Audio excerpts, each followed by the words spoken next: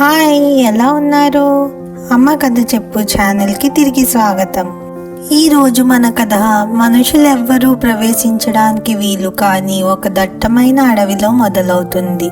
ఈ అడవిలో మహాబల మరియు గణపతి అనే 2 ఏనుగులు దుకాణాలు పెట్టుకుని ఆ అడవిలోని జంతువులన్నింటికీ కావలసిన వస్తువులను అమ్ముతూ ఉండేవి.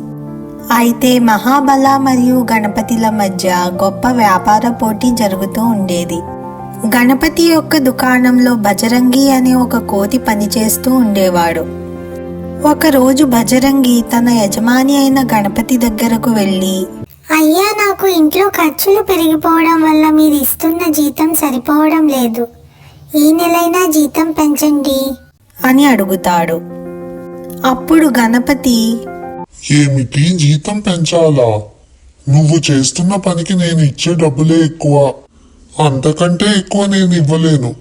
ఇష్టమైతే ఉండు, లేకపోతే వెళ్ళిపో అని అంటాడు. అప్పుడు బజరంగి బాధగా, ఇన్ని సంవత్సరాలు మీ దగ్గరే ఎంతో కష్టపడి పనిచేశాను. మీకు వ్యాపారంలో ఇన్ని లాభాలు వస్తున్నా కొంచెం జీతం పెంచమంటే పెంచడం లేదు. ఉద్యోగం మానేసి వెళ్ళిపోమన్నారు. నేను చేస్తున్న పనికి మీరు ఇచ్చే డబ్బుల కన్నా ఎక్కువ జీతమే దొరుకుతుంది.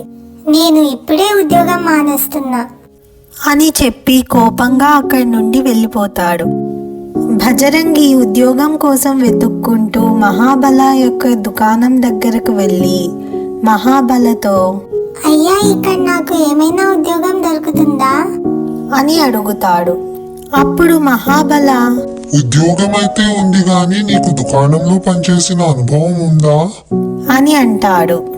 అప్పుడు బజరంగి, నేను ఇంతకు ముందు ఈ అడవిలోనే మన గణపతి గారి దుకాణంలో పనిచేశాను అని అంటాడు. అప్పుడు మహాబల, ఓ అలాగా, మన గణపతి దుకాణంలో పని చేసావా? అలా అయితే గణపతికి నాకు మధ్య జరుగుతున్న వ్యాపార పోటీ గురించి నీకు తెలిసే ఉంటుందిగా అని అంటాడు. దానికి సమాధానంగా బజరంగి మహాబలతో, అవును, నాకు తెలుసు అని అంటాడు. అది విన్న మహాబల, నీకు ఉద్యోగంతో పాటు నువ్వు అడిగినంత జీతం ఇస్తా. గణపతి యొక్క వ్యాపార రహస్యాలు నాకు చెప్పు అని అడుగుతాడు. మహాబల యొక్క మాటలు విన్న బజరంగి, అయ్యా, ఇన్ని సంవత్సరాలు ఎంతో కష్టపడి పనిచేసిన గణపతి గారు నాకు జీతం పెంచనని చెప్పినందుకు నాకు ఆయన మీద కోపం ఉన్న విషయం నిజమే.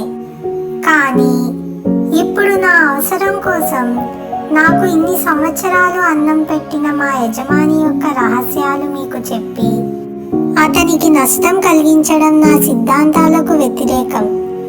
నేను మీ దగ్గర ఉద్యోగం చేయలేను, క్షమించండి అని చెప్పి వెళ్ళిపోతుండగా మహాబల బజరంగిని ఆగమని చెప్పి, నువ్వు నమ్మకంగా పనిచేస్తావో లేదో పరీక్షించడానికే గణపతి యొక్క వ్యాపార రహస్యాలు నిన్ను అడిగాను.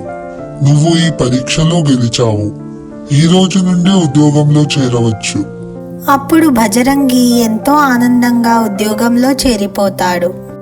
మనం నిజాయితీగా ఉంటే ఏదైనా సాధించవచ్చు అనే విషయాన్ని కథ మనకు తెలుపుతుంది. ఈ కథ మీకు నచ్చినట్లయితే ఈ వీడియోని లైక్ చేసి మీ స్నేహితులు మరియు కుటుంబ సభ్యులకు షేర్ చేయండి.